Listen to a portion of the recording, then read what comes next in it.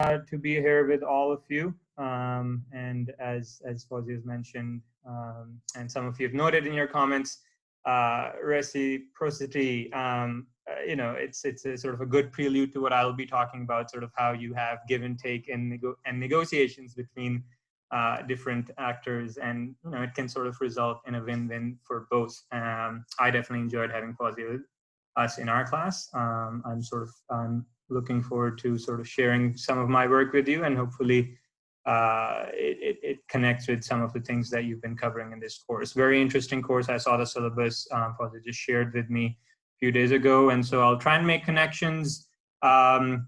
I have essentially what I'll be talking about is some of my research, but before that, I actually want to lay some groundwork so that it sort of connects with what you've been doing in your course. And as I'm going through this, please feel free to butt in, raise your hand, ask questions. If you simply just want to unmute yourself and say something, please do that as well. I do have a few windows open, and so your chat comments might not always show up to me. So if you have a question, interrupt me midway, right? Because as we're running through the material, I don't want you to be there scratching your head, figuring out what I'm talking about, right?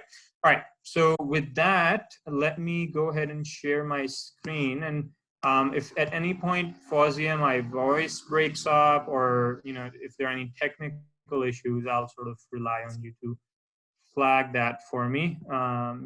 Internet is notoriously unreliable where I am, but I'll try and sort of make the most of what we have. Okay, all right, so so my screen should be loading up for you all. Is it coming through okay? Can anyone confirm? It's fine. You can see my? Yeah. Okay, great, fantastic. All right, so we'll be talking about climate change. We'll be talking about transboundary flows and focusing on Kabul River as we do that.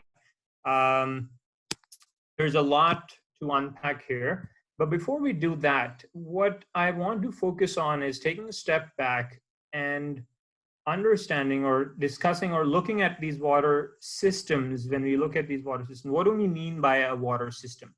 First, what do we mean by a system, right? So let's discuss a little bit what we mean by a system, or what it means to take a systems approach to understanding river basins, right?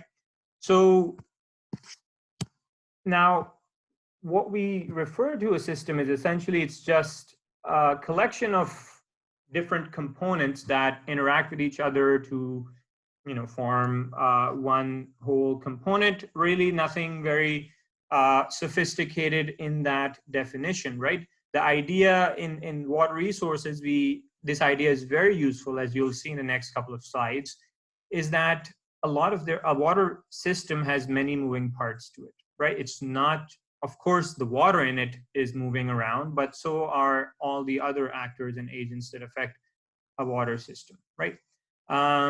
And so let's do a couple of quick questions to get your brains up and running. So, for example, let's try and figure out this idea of conservation of mass, right? You all understand, what conservation of mass means. You've covered that in grade 7 physics. Here on your screen, you see a very straightforward bathtub, right? Let's do a quick example. So let's say I've got 3 units of water flowing into the bathtub in a minute. Let's say per every minute, there's 3 units of water flowing into the bathtub and 3 units of water leaving the bathtub, going down the drain. What will I be left with after 1 minute in the bathtub itself? What volume do I expect to see in the bathtub? Very straightforward question. I hear that students at LUMS are super smart, so you should be able to figure this one out, right? All right, Nadia, you're absolutely correct, right? Nothing will be left behind in the bathtub, right? You've got 3 units coming in, and you've got 3 units leaving, and then Hassan is now getting more specific. Very good, Hassan. Right, so you'll be left with what you had before. So if you didn't have any water in the bathtub before, you'd be left with nothing. If you had something there, you know, you wouldn't see any change in storage, right? Let's do another easy one, right? So let's say you've got now 3 units of water coming into the bathtub. You've got 2 units of water now leaving the bathtub, right? Let's say the bathtub is 10 units big, right? So the volume is 10 units. How long will it take for the bathtub to fill up? Or will it fill up at some point? So you've got 3 units coming in, you got 1 unit, or you got 2 units leaving, right? 3 units coming in, 2 units leaving, 10 unit volume for the entire bathtub. How long will it take for the bathtub to fill up? 10 minutes. Very good, Ali. Very good. And so the simple way you sort of go about doing that is that you figure out that, you know, every minute there's 1 unit of storage that's sort of being accumulated in the bathtub. And if you've got 10 units in total that the bathtub can contain, it'll take about 10 minutes to fill it up, right? So now this is a very straightforward, what you're doing in your head is essentially you're looking at what's coming in, what's going out, and the difference between the two is going to be your change in storage, right? Now that's essentially the concept that at a larger scale we apply with water systems. We try and figure out what's coming into the water system. We then think about what's leaving the water system. And then whatever the difference is, that's sort of something that's being stored in the water system or maybe consumed in some way, right? So that's essentially the same idea that you see on your slide here, right? The conservation of mass for any closed system, mass is conserved over time, right? So in a closed system, if I'm, for example, if I'm putting in 3 units of water and there's nothing else leaving the system, you know, we expect that mass to be conserved. And, you know, put very simply, you've got a very straightforward equation, right? You've got inputs minus outputs, that equals change in storage, right? Very straightforward concept. I'm sure a lot of you are scratching your heads right now thinking, what does this have to do with transboundary water, right? That's what we'll get to. We'll sort of build up to that. So this is sort of what I meant by thinking. I've done these thought experiments with you. Now, the second question, so this is the first concept that we'll talk about, right? So we talked about systems and conservation of mass. That is now hopefully clear in your mind. The second concept that I'll talk about is this concept of watersheds. So you might have heard this term. Dr. Fawzia has probably covered this term in the course. Let's jog our memories and try and see if we sort of remember what this is.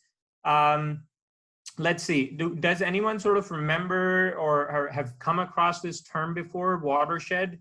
Or sort of, even if you haven't, give me some guesses of, you know, in what context have you heard this? Even if you can't tell me what it is, what context have you heard of watersheds in?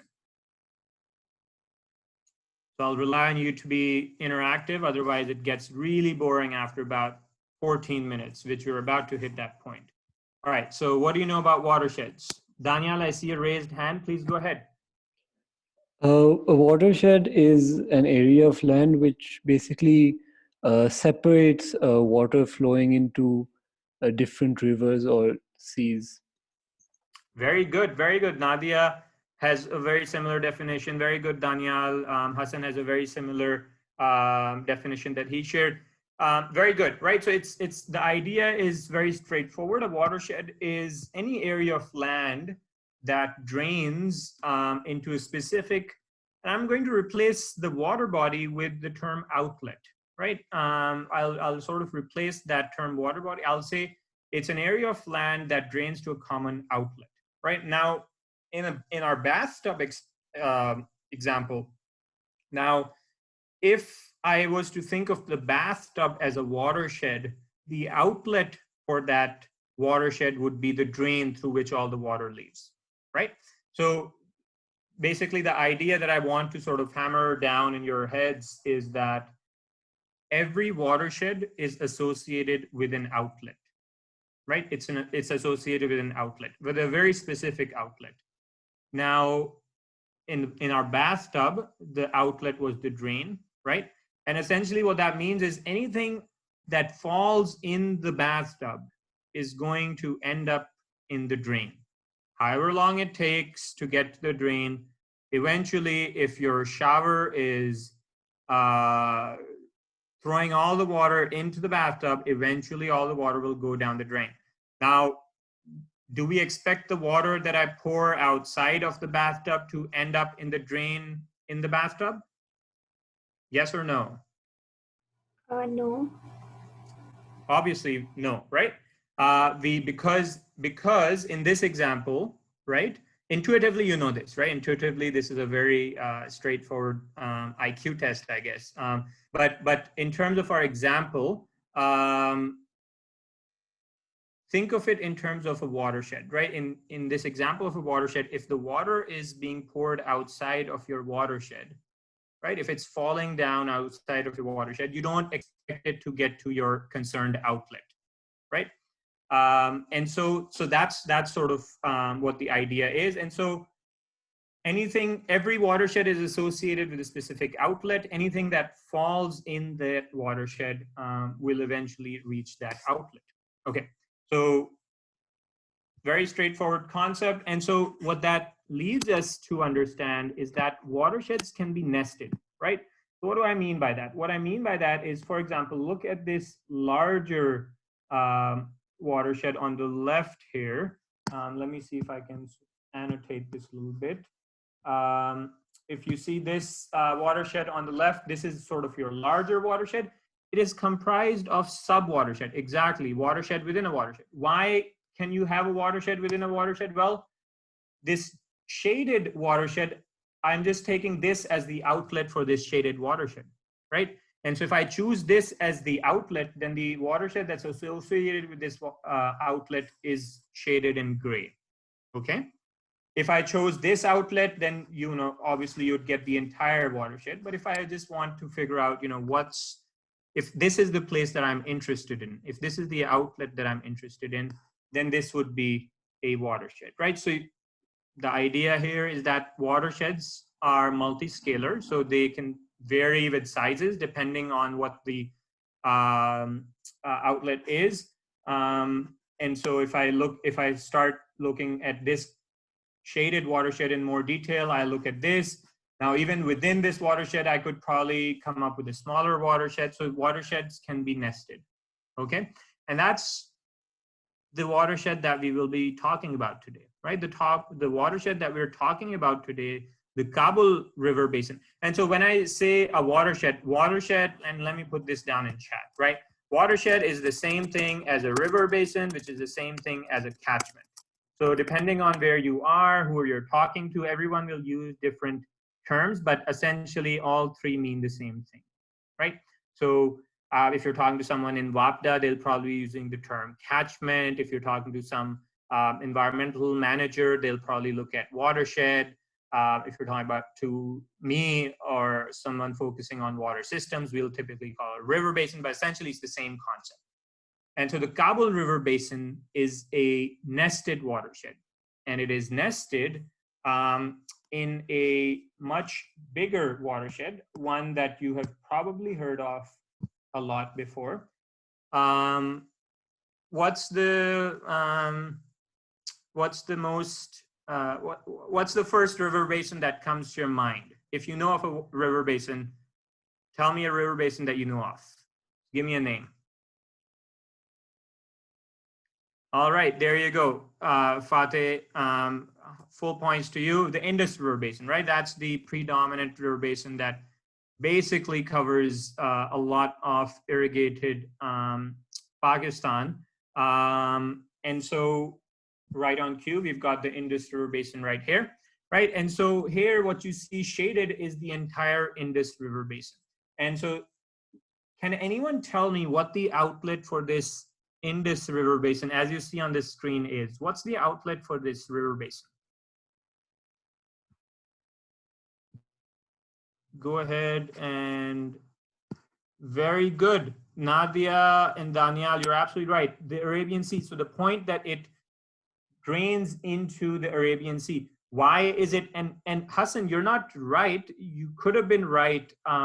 But if, for example, if this is sort of the point that you referred to as Panjnad being the outlet for the Indus River Basin, we would kind of expect to see, let me try and draw what I would expect to see as the watershed boundaries. If, if this was our outlet of interest, maybe I would see the watershed sort of boundaries kind of going along this way, right? And so maybe everything downstream of that wouldn't count, right? But as it's drawn on this screen, the outlet is the Arabian Sea for this. And so the river basin that we will be talking about in detail today is this one. The Kabul River Basin, which is a sub-watershed or a sub-river basin within the Indus River Basin. Now, on its own, the Kabul River Basin might not be the biggest watershed that you've seen, but it serves a very important part in the Indus River system, and that's what we will get to towards the end. All right. So hopefully, all right. So now we've covered two concepts, right? We've talked about systems. What does a systems approach mean? Conservation of mass, inputs minus outputs equals change in storage. And now we've talked about watersheds, right? And essentially what we're doing now in my research, what I do and what we do in water resources management or water resources systems analysis is that we essentially join these two concepts. We apply the conservation of mass or a systems approach to our river basins, right? And so that's what we will now talk about. Now, your river basins, and let me sort of move on here. All right, so now this is sort of, a river basin is comprised of many different components, right? There's obviously the natural components that deals with the flow and any snow melt and maybe some ecology or ecosystems that you've covered, that you've talked about in your class, right? That are impacted or that sort of impact a river basin. What I would like you to do, I think this option should be showing up for you on your Zooms, for those of you at least not on your phones. I guess you could do this with your phones as well. I want you to make ample use of the annotate feature right now. What you see on this figure right now on this screen is a river basin with a lot of moving parts or parts comprised or that sort of relate to it. I would like you to tell me something. So let me actually start this off for you. So let's say, what do I mean by a change? Basically, how that the water system, a river basin, is essentially comprised of different moving parts. Let's say I make a change in my water storage and management. What you see on this figure is this. You make a change in this water storage and management. It has an effect on the flow in the rivers. And there might be some change in the snowmelt regime, maybe due to climate change. There's some impact on flow. That impact on flow propagates to many other things. It affects river morphology. It affects sediment transport. It affects riparian vegetation, aquatic biodiversity, nutrient processing, right? Now, what I want you to do is take this one step further.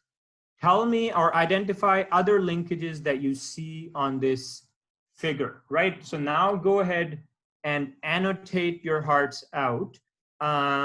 Select the annotate feature, see what connects with what. Just draw lines connecting one component to the other. See what you can come up with. I want to see you brainstorm, right?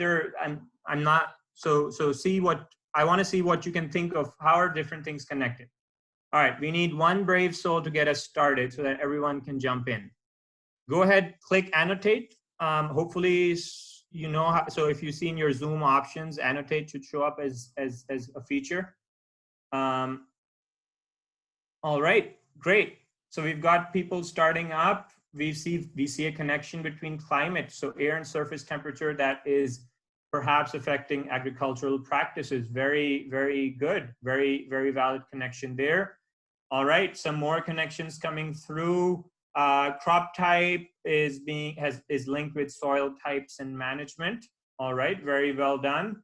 Flow is affecting soil type. Water quality, very good, Rafe, with that connection between water quality and aquatic biodiversity. Water quality affecting crop type, very good. Let's see some more connections. Erosion linked to flow, I like that one, that's good. Let's see, what else do we see? River channel morphology connected with precipitation. All right, that's an interesting one to think about. Precipitation affecting agricultural practices, for sure. Let's see. Trying to make connections, see something that I've missed so far. Agricultural practices, I think Neha has just made this connection between agricultural practices and landscape erosion, so that's very good. So hopefully now, so this is good. Thank you for participating here. So hopefully this is now driving home the point to you that river basins are comprised of many different components that are connected to each other in very different ways, right? So just one small change in, for example, a water management approach has an effect on flow, which can propagate throughout the system, right? And so this is, the two ideas that we've discussed previously, that in action. What you've taken is a systems approach or a systems thinking where there are different components linked to each other. You apply it to a river basin, you made these connections. Essentially, this is what we do in our research, what I do in my research. And that's what we will talk about now when I talk about the Kabul River Basin. All right, so I think that's a good sort of spot for us to now transition into the topic. So here's some more sort of some more connections that I'd made previously, right? Which a lot of you that you have identified here. All right, so let me clear up the annotations. Thank you again for participating there. Okay, cool. Glad, Rafe, that I could introduce you to some cool Zoom features. Okay, so one last question for you. Before we start talking about the Kabul River Basin specifically and my research, I know you're all eagerly waiting to hear about that. So here's an example for you. So let's say I've given you a watershed here. And let's say, so I know you've all discussed the water cycle now. You know sort of how different components are connected. You also understand now intuitively how different effects propagate. So for example, in this question, what I'm asking you is, what happens if I go ahead and clear out this forest on this piece of land, on this watershed, right? Just clear away this tree growth for urban development. Let's say I want to build this new barrier town that I have in city X that I found, and I want to clear out all these darn trees that are preventing my highway. So what do you think happens in a watershed, right? So now let's focus just on the water cycle here in terms of different fluxes in a water cycle. What happens? What might happen if I do this clear cut? So channel width increase and flow of water slows down. Rafe, do you want to explain that? You might be right. I would like to sort of understand sort of how you think that might be happening. Oh, so I think once you cut down the trees, then there will be less support for the walls of the riverbed or the channel bed, and then essentially it will erode the walls, and the flow of water will obviously get slower because it's not as narrow as it was before. Because does that make sense? So I like a couple of ideas there. That you think that it'll do something to the flow of water. So you're right that what you described might happen depends on sort of how the river is set up there. typically we don't have river banks that are, in this case, let's say the river banks are not sort of depending on the trees to sort of stay the shape they are. What you've gotten into is actually a lot deeper than I expected. So thank you for that. But just on the surface, right? Trees get cut first, order difference. What's happening? Fateh, you said more floods. You're right. Why? Tell me why. Am I audible? Yes, you are. Yeah. So trees, they basically like basically when they stand on top of the soil of the soil, they start acting as firstly they start acting as some kind of barrier towards flow of water, and secondly when there are more trees because they need to photosynthesize and grow and all, they need water. So now if there is any flooding, they can use the water for photosynthesis. They can absorb, their roots can absorb it and all.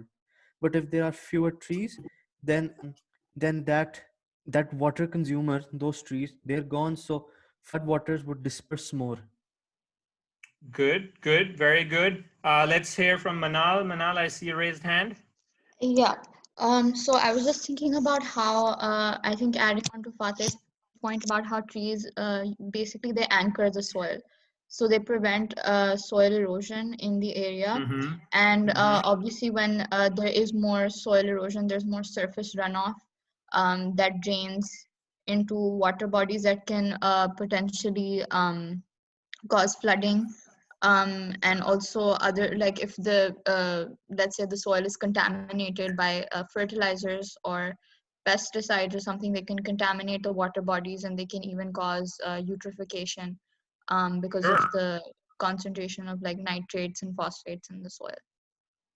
Fantastic. Very good. Very good. Now we've discussed a few different pathways there, right? So we talked about soil erosion that might increase, right? And sort of then depending on what you might have agricultural practices that might result in sort of more nutrient runoff, right? So the unused fertilizer that might be sort of running off into your water bodies there. On the first, this is the first, if you've got green cover in a place and you go and sort of remove that, the first thing that it does is it decreases the two things. It decreases infiltration, right? And the other thing that it does is it decreases interception, right? So trees, for example, you cut down all these trees, all these green cover it with a highway. First thing that you're doing is you're preventing groundwater flow or infiltration into the groundwater, right? Whenever you've got a rain event. Second, what you're doing is there is no longer any interception that's happening by vegetation, right? So you've got more runoff, right? And so as soon as you get more runoff, you'll automatically see greater floods. Now with those greater floods, if it's big enough, that can lead to erosion and all these other things, right? So understanding that, a very straightforward, activities such as, just clearing trees for some urban development has knock-on effects in your watershed. Now, I've given you the example of cutting down trees to build a highway. Same applies for other major, activities you might undertake, right? Think about building huge water infrastructure in a river basin. What sort of impacts might that have, right? And those impacts are not going to just be limited to the flow of the river, okay? All right, so I think this idea is very clear, I'm glad. Hassan, I see a raised hand, go ahead. Sir, I just wanted to ask, wouldn't this system be self-regulating? Because if you have these rivers flooding over because of loss of trees, there would be a greater amount of erosion. But with the greater amount of erosion, you would then have more streams, which would decrease the flow of the water. So wouldn't there be like a stationary point where this would, the flooding would automatically reduce as well? Very good point. Very good question, Hassan. So a couple of points there, right? So one is that these changes that you're talking about, that we're discussing, they can vary in terms of how long it takes for them to play out, right? So over the long term, we might see the system will, if left to itself, it will eventually reach equilibrium, right? You're absolutely right. Now that takes time. Nature takes time. It doesn't sort of act overnight, right? And the other part to it is, typically we don't just let stuff be, right? So it's, if you saw Barrier Town in 2010, it looks very different from what it looks today, right? So typically we don't just go and leave systems as they were, right? So this is sort of something that happens progressively. But you're right, over a long period of time, it will go towards equilibrium, and then what that equilibrium looks like depends on sort of what the context is, right? So that, does it mean you've got more channels, more different sort of flow patterns emerging? That really depends on sort of what the context is, right? But there are some things that actually we know will happen with the water cycle, right? We know that infiltration will decrease because that's just the first thing that happens, physically. This is sort of what happens. There isn't really any complex science to it, right? Good. All right, great question, Hassan. Thank you for that. All right, so then last concept, I know I've been setting this up for a very long time, but I swear this is the last thing we'll do before I start talking about that work. So what do we mean by, what does climate change really mean for water? Right, so we hear about this idea of climate change a lot. We discuss how this is sort of the worst thing in the world, and we're all going to die very soon. But what does it really mean in terms of a water system? What does climate change mean, right? Now, I'm not going to go too much into the details here, but I'll sort of give you the highlights, right? One thing that first effect that we see climate change having on the water cycle is, higher temperatures speed up the hydrologic cycle. What I mean by that is essentially the system has more energy. So things that would, things just happen faster, right? So you sort of see evaporation happen at higher rates. You see these atmospheric systems, so precipitation systems forming much faster, dumping water much faster. So everything sort of speeds up, right? Think of it as sort of pressing fast forward on the hydrologic cycle. Typically, we expect to see in most places shorter rainy seasons with sort of more intense precipitation when it does occur. We expect to see generally more variability, so longer periods of time without water than long periods of time with water. So you've got a lot of ups and downs happening very quickly, right? So it's not that you're going to, this idea that, suddenly, we'll just run out of water somehow, right? That's sort of something that, everyone sort of likes to think that Pakistan is going to run out of water by 2025 or X year or whatever, like that nonsense, right? That has sort of no basis in reality, right? So what we expect to happen is sort of more variability. And more relevant for us, as we will talk about Kabul River Basin today, is that we expect that higher temperatures will sort of lead to changing how glaciers and snow melts, right? So when it melts and how rapidly it melts. And that's important because, a big part of the Indus River Basin, I think, as all of you are pretty well aware, is sort of dependent on glacier and snow melt, right? So this is some quick highlights for you. I'm not going to spend a lot of time on this. I just want this to set you up for now, our main topic that was sold to you for this class session. The effect of it, we'll sort of discuss what climate change means for the Kabul River Basin. And is it really the biggest thing that we want to be worrying about when it comes to transboundary relations, right? So what's the backdrop here? So let's get started. So in terms of where we're located, so on this figure, you can see on the bottom right, you've got the Indus River Basin, and this Kabul River Basin, that's a sub-watershed in the Indus Basin. And then within the Kabul River Basin, you've got another sub-watershed, that's the Kunar River Basin, right? So now just in your heads, understand that these are nested watersheds that you're looking at, right? The Kunar River Basin is part of the Kabul River Basin, which is a part of the Indus River Basin, right? Now it turns out, why am I highlighting these to you? Kunal River Basin turns out carries about 3/4 of all flow in the Kabul River Basin. So it's really the most important part of the Kabul River Basin.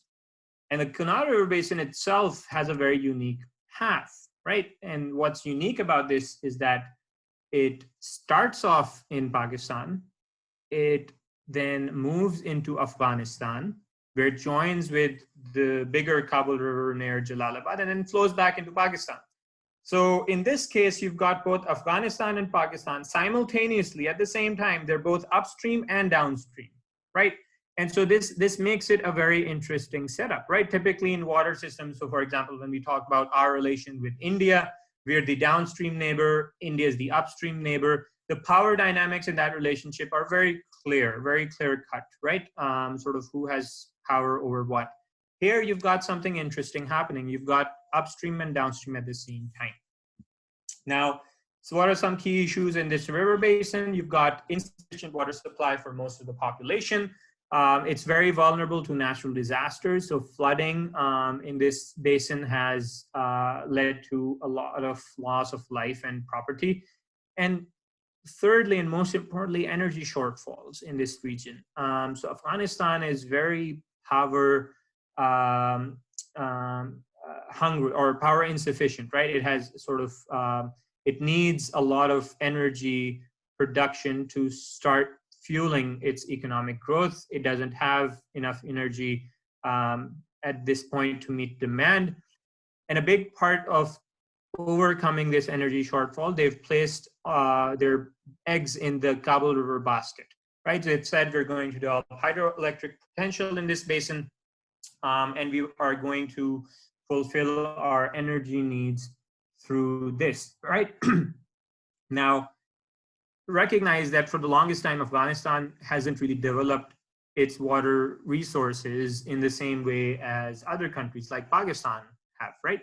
And so now it's starting to move on from a pretty rocky couple of decades, or really a long time since the Soviets. They're trying to develop this watershed. So far, there was really minimal involvement, minimal human interference in this watershed. And so for Pakistan as a downstream neighbor, it didn't really matter to us that we were the downstream neighbor to Afghanistan, because they didn't really have any major infrastructure that was any significant way impacting how we used our water resources, right? But now that's about to change, right? And so this is the context for this study, right? That Afghanistan is now starting to look into developing its resources. We want to know what happens for Pakistan. What does that mean for Pakistan? What does it mean for Pakistan and Afghanistan's relation? And is there a way to do this in a way that doesn't result in both countries ending up hating each other? Kind of like what happened with India and Pakistan, right? So we've got a case of what happens when two countries really don't get along that well. And that's in the presence of a agreement already, right? For the Kabul River Basin, there is no agreement. There is really no groundwork as yet. So it's really important to understand. That's why it's an important basin. So in terms of literature, this area is generally not very well studied. There has been a recent increase in literature on the Kabul River Basin with the advances in satellite-based data sets, remotely sensed data sets. And what we know from this work is that Nadia, okay, I see. Why is Kabul River Basin and Kunal River Basin overlapping if they're nested? So Nadia, the Kunal River Basin sits inside the Kabul River Basin. So they can absolutely overlap. Nested, if a watershed is nested in a larger watershed, they're bound to overlap. It's not that those two, they're separate, but recognizing that you could have not overlapping if they're nested. So they are. So the way sort of, I guess I was just showing you was that Kabul River was sort of at the bottom layer and I had sort of superimposed Kunal on top of that. All right. So with our data sets, we know that there's been changing land use in Afghanistan, and the few studies that we do have suggest in terms of climate change projected increase in temperature. We know that temperatures are going to go up. We don't really know how precipitation is going to change in the basin, right? Good.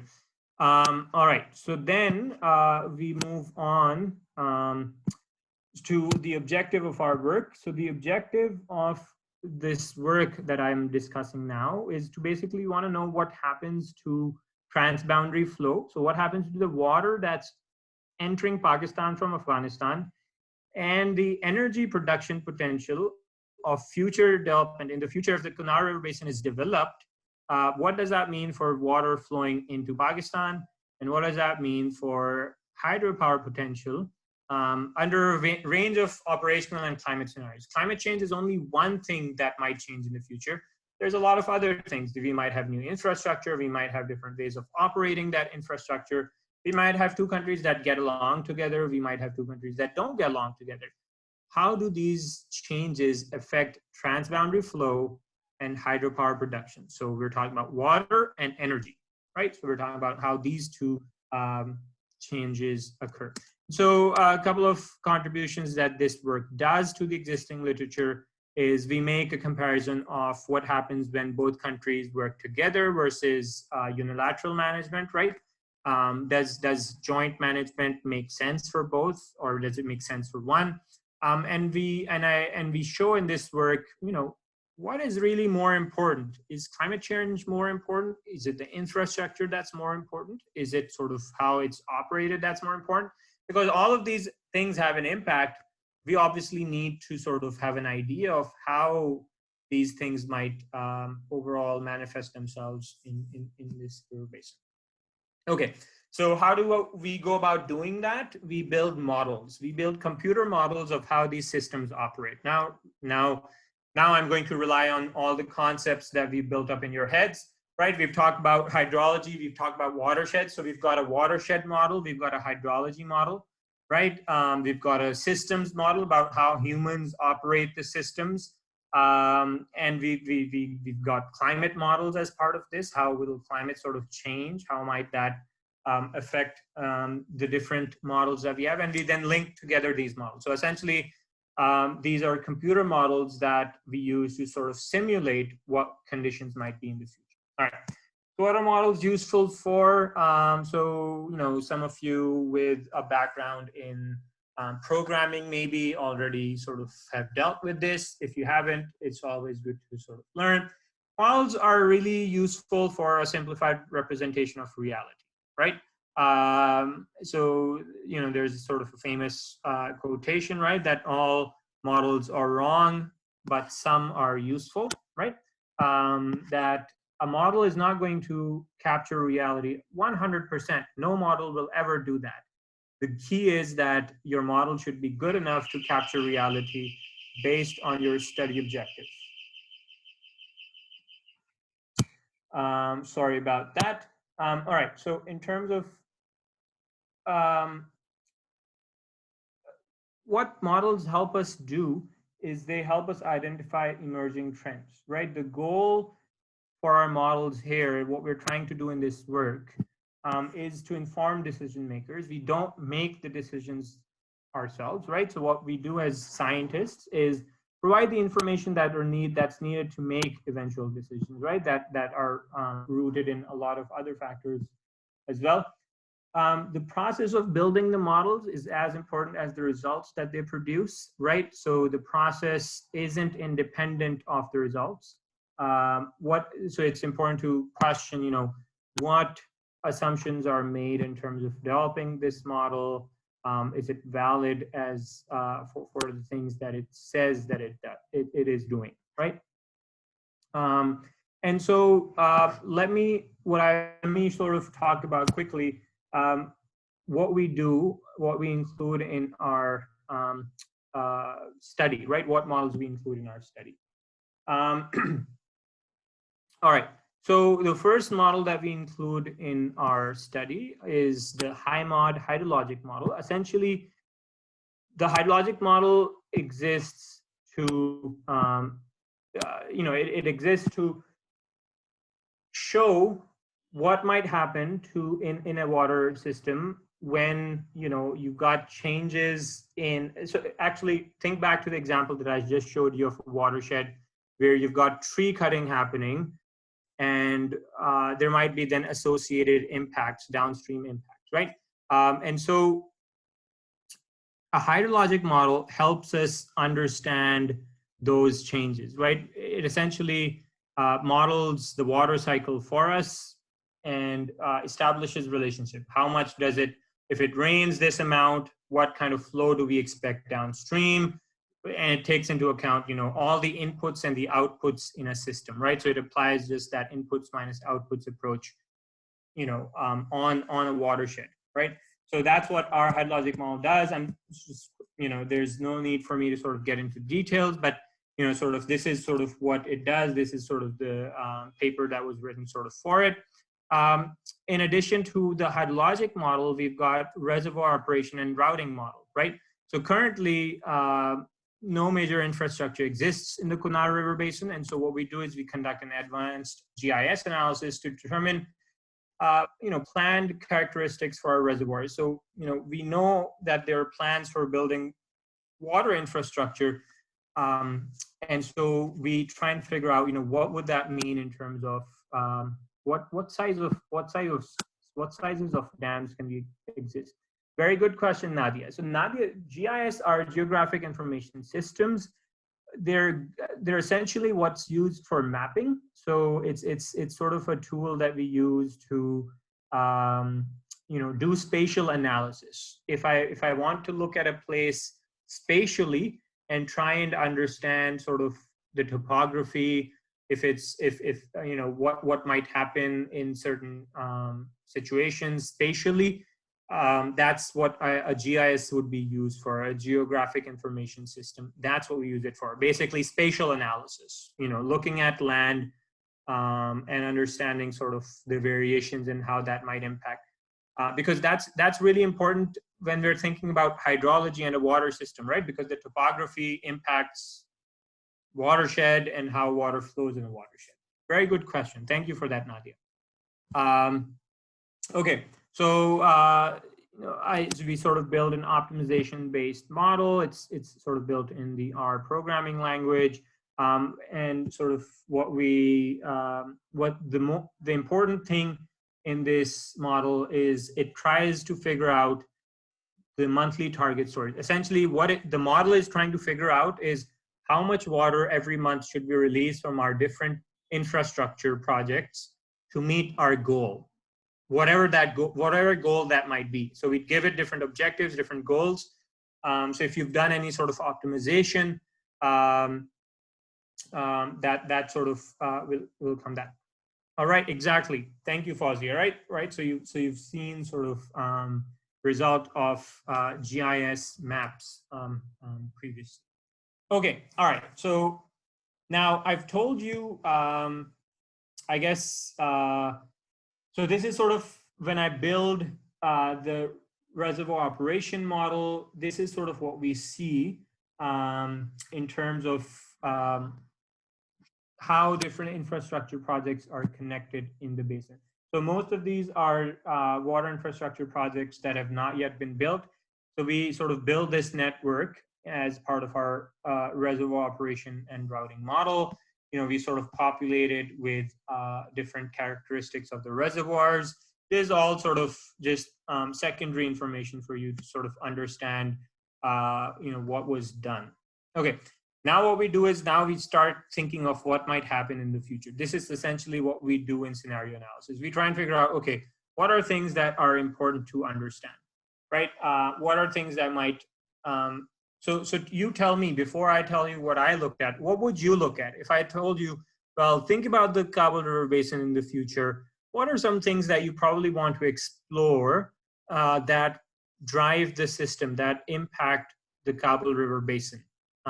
What would you tell me? So imagine I come to you for advice. I say, well, please tell me, what are things that you think I should be looking at? What would you say? What would you tell me? Go ahead and share what you have. Again, no wrong answers. All right, very good, Danielle. So you'd say, go and take a look at what infrastructure might do. So if you increase the infrastructure, what might that do? Very good. Thank you for that, Danielle. What else?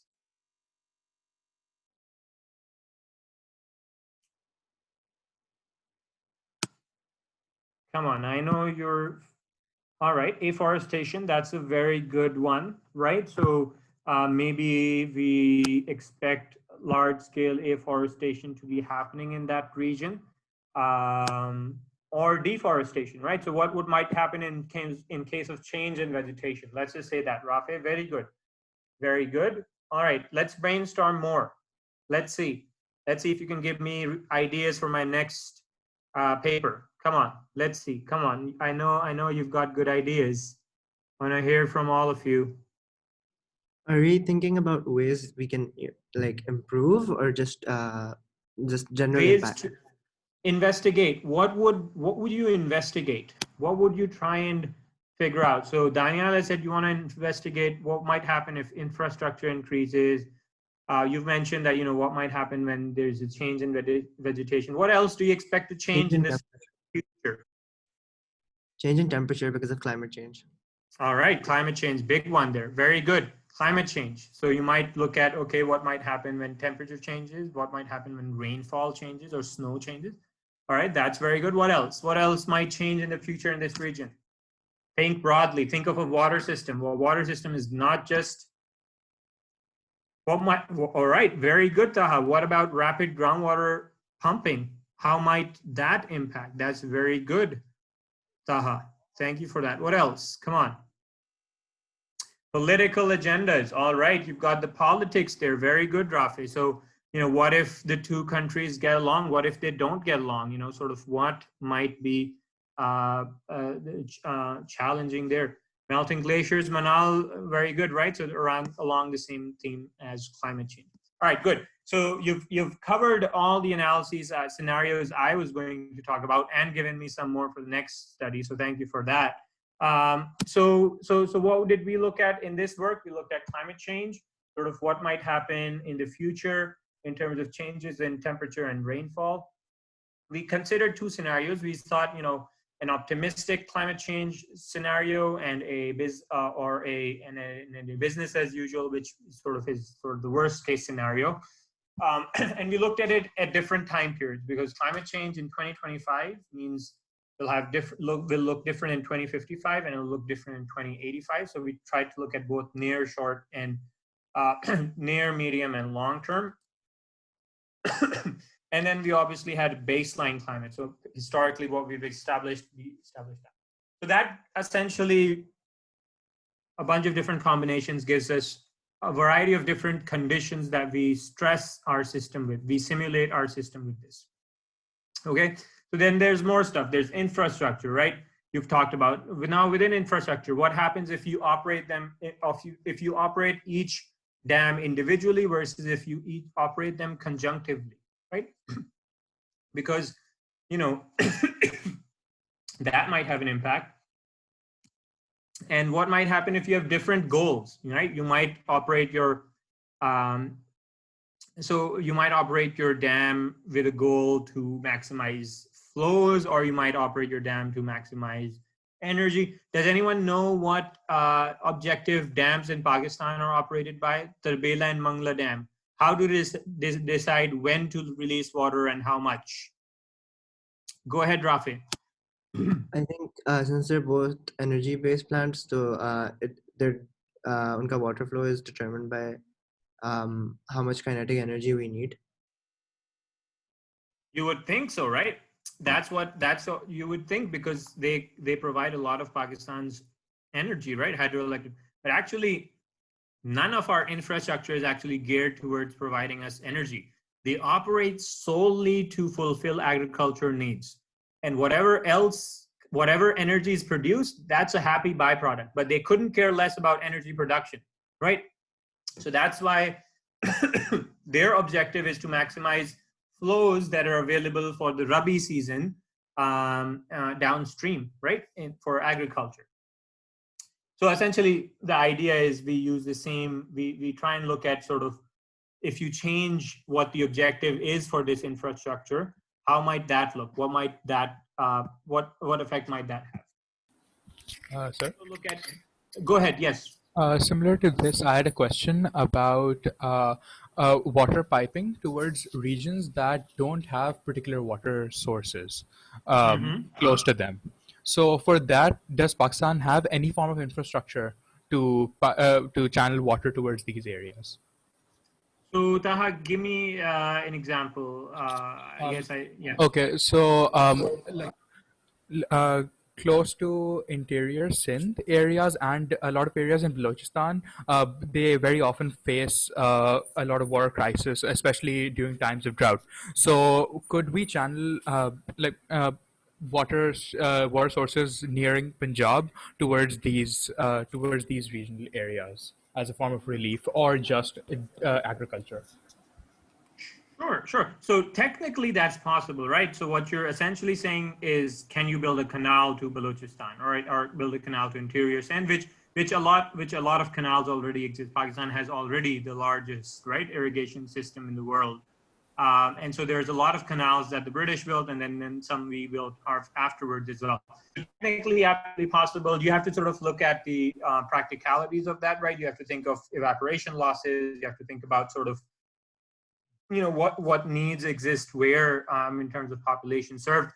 So technically that's possible. Practically, it really depends on sort of which area and what context you're looking at, right? Good. All right, and so we sort of along the same lines as this question asked by Taha, we also focus on one of the scenarios we try and explore in our work is what happens if Afghanistan really decides to expand its agriculture. Right now, it has some agriculture in the Kabul River basin. Almost the biggest migration happening inside of Afghanistan is everyone is trying to come live near Kabul, right? It's sort of the big city. It is seeing a huge spike in population. Those people need food to eat, and there needs to be food that's grown to feed these people, right? And so there might be a huge expansion in agriculture. What does that mean for Pakistan, right? So that's also something we explore. And then we explore, well, what happens if Pakistan and Afghanistan start, not seeing eye to eye on stuff? What if Pakistan, being the upstream neighbor, tries to sort of play games and interrupt water supply going into Afghanistan, right? And what if Afghanistan returns the favor? What if you've got two countries that are trying to one-up each other? What does that look like? What might that look like, right? What kind of benefits and harms can it inflict on the other, right? That's really the question here in this. So in terms of, all this mumbo jumbo that I've talked about, this sort of figure summarizes all that information here, right? So you've got two major models. You've got a hydrologic model, this high mod DS that essentially figures out, how does water move in the system? And you've got a reservoir operation and routing model that determines sort of, how do humans, we sort of move water around. And then we look at sort of different scenarios. We stress the system with different scenarios. In terms of models, is there anything that you see that's missing here? There's one thing that is missing that I didn't do in my work. I'm holding my hand up and I'm telling you right away that I haven't done this. One thing, if there's one more model that you think I should have included here, or that I should include, what would be the next thing you think I should include in terms of a model? What's one major thing that you think is missing here? Think of a model. So I've given you a hydrologic model, a reservoir routing model. Is there a third model that maybe really should be here? Let's see if someone can. Rafiq, go ahead. I guess a vegetation model, like to see how vegetation is affecting your basin. Okay, very, very good guess. That's something that is accounted for in the hydrologic model. That's a very good guess. It's something that we account for in the hydrologic model. It accounts for vegetation, topography, climate, all the natural conditions that we expect. People, Fawzia, that's very good. People, in what sense? I would say in some sense, I am capturing people in the reservoir routing model. What else? What might be? Actually, there might be two models here that we might put here, right? There's one model that Fawzia would definitely like to put in here, and then there's one model that I want to put in here. What's the model that you want put in here? Water quality, pollution. Exactly, right? You want to put in something related to water quality. That's very good. There isn't really anything about water quality that we do so far. I heard another comment. Could you repeat that, please? I was just gonna say plastic, but that's like Plastic. water quality. All right, so let's lump that in the water quality. We can definitely look at that. The thing, and I know we've only got 5 minutes left, so I'm gonna one thing that is conspicuous by its absence in this is food. There isn't really anything about an agricultural model that you see in here, right? That I've talked about as a simulation factor, but really something that should be part of the larger model over here, right? So agriculture would probably be the next thing that I would look at looking at this. All right, so now that I've set everything up, let me just give you a sneak preview of what sort of results we come up with. So some of the major findings that we see in this work, we see that under climate change, we expect an increase in flows in the short to medium term, with these flows decreasing in the long term, right? With more rapid melting of the glaciers, we expect these flows to go up at least in the near to medium term, but longer term going down. We see that hydropower generation, so electricity generation, is actually most sensitive to how you operate your dam rather than climate change, right? So you would think that climate change would be the biggest factor that everyone sort of worries about, but we see that by far, this any other impact is overshadowed by the impact of changing reservoir operations. How you operate your dams makes a big difference, right? That's the take-home message here. What we see in our analysis is that if Pakistan and Afghanistan jointly operate its infrastructure, if they coordinate to operate their infrastructure, both can produce more energy than they would if they operated individually. So if they worked individually, they wouldn't produce as much energy as they did if they worked together, because they can sort of synchronize reservoir releases, and so it sort of results in a win-win for both. We see actually some potential significant impact of Afghan agricultural expansion on flows in Pakistan, right? So if Afghanistan really expands its agriculture, we expect significant impact on flows downstream in Pakistan. What we see is Pakistan really has very little leverage here. If Pakistan, in terms of diversion of flows, if Pakistan undertakes, those have very minimal impact because of sort of how the hydrology is set up. That's very minimal impact on Afghanistan. All right. So I'm going to stop here because I've vomited a lot of information onto you. We can sort of dig deeper into these results. I can show you some figures if you'd like, or if you have other questions, we can take those.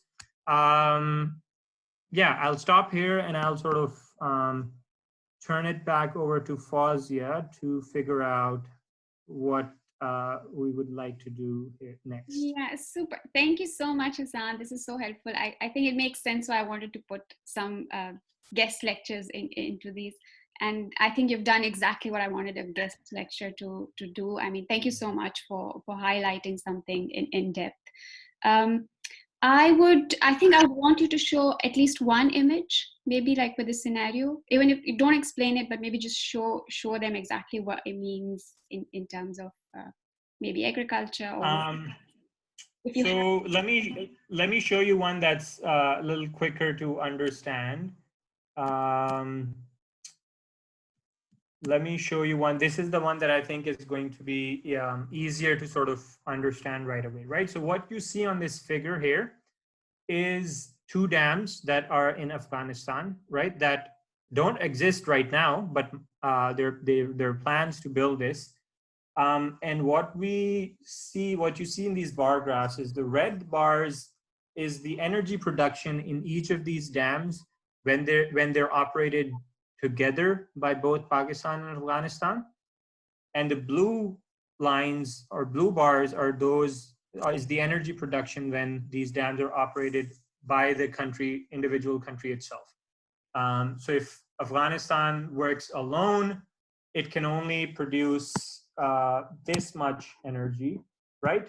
As opposed to if it works together, or Pakistan and Afghanistan do work jointly, we can sort of increase energy production. And we see this is consistent across all climate futures. So, I'm not going to sort of describe what these are, but each of these, segments represents future climate, right? So under different climates in the future, we still see this consistent relationship. And we see this relationship for other dams. We see it for Shell, we see it for Sagi, we see it for Warsak, we see it for all sort of other dams in the system as well. That's sort of one of the figures that sort of deals with what I was talking about. Then this is sort of showing you what kind of impacts might Pakistan have. So a lot of things that are happening on this figure. Essentially, what you see on the y-axis is different climates. So this is different climates. And you've got different scenarios, right? So there's a whole big mess, but essentially here we're seeing when different scenarios change, how do we expect stream flow or water flowing into Pakistan in the summer to change? And we see that, in the worst case scenario, it's about 20% or 18% reduction in summer flow that's entering Pakistan, which 18% is a big number, right? In terms of an impact on flow. That means a lot in terms of dollars and mouths fed, right? So those are the types of things that this work allows us to understand. So when you looked at agriculture, did you just look at how much water was being diverted for agriculture and not food? That's something that I learned today, because I thought you were also looking at food systems in this. Exactly. So we treated agriculture in a very crude manner in this study, right? Where we didn't really have a developed agricultural model. We just assumed our scenario was that essentially right now, let's say they're taking 60 units of water for agriculture in the future, or right now in the future, what happens when they take 100 units of water, right? We weren't really interested in the food output there. We were interested in what would that mean for downstream flows, right?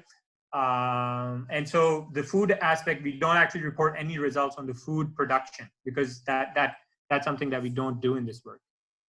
Okay, thank you so much, Hassan. I don't trust myself in doing justice to the thanks. So if Dr. Abubakar is here and listening to me, I think as the center director, I would like to bring him in and kind of speak to you as well before we formally end the class. Okay, I was not expecting that, but Hassan, assalamu alaikum. Thank you so much for coming in. I was just sort of sitting at the back. I mean, if this was a real classroom, that was what I was supposed to be doing. But thank you so much for coming in and giving this wonderful lecture to our students. Thanks. Great. No, happy to do so. It was fun interacting with the students, and I'm glad. Thank you for sort of being interactive. I see a raised hand. Taha, is there a question? Yeah, sir. My question is a little related to the models you were talking about before. That's really relevant to me because I actually wanted to create something like that for a project. So I want to ask about a water quality model. Exactly what would that be aiming to achieve? Because even if you create like a somewhat simulation for areas such as the different NEQs that are established and give them somewhat variables, what would that model be aiming to get as an answer in a very simplistic way? So on a very basic level, very good question, Taha. You know, at a very, very basic level, we want to sort of, you know, you can decide whatever you want to put in a model, right? So on a basic, you know, system, you can look at sort of different nutrient levels, how they vary with, you know, changing inputs, changing level of agriculture, you know, different sort of climatic conditions. There's really a variety of different things you can put in there, right? It depends on what your objective is, right? So if you're interested in looking at nutrient runoff, for example, you have a problem with eutrophication, that there is, you know, a lot of water bodies that are being sort of decimated because of high nutrient loads, then your water quality model would focus on nutrients, right? You know, you could sort of do the same thing. What if you were doing a study that was looking at, you know, for example, there's a groundwater issue where there's a leak in a petroleum tank, underground petroleum tank, right? And you want to know how contaminated your groundwater has been and how far across has it been contaminated, right? So in that case, your contaminant of interest would be, you know, whatever has leaked from the petroleum tank. So it really depends on sort of what you're trying to look at. If it's surface water, if it's groundwater, what contaminant you're interested in, that depends on your context. Thank you so much. Great, good question. Okay, if we don't have more questions, then I think this is the end of it. Thank you, Hassan, and I think I'm going to bother you again. So let's just negotiate on this soon. All right, whenever this happens, I think I'd really want you to come and join my class again in future. So thank you, and thank you, like I'm really proud of my students as well. I was really happy to see some of them interacting actively with you. So thank you so much, everyone. Thank you again, Hassan. Great. Bye. All right, take care, everyone. Have a good evening.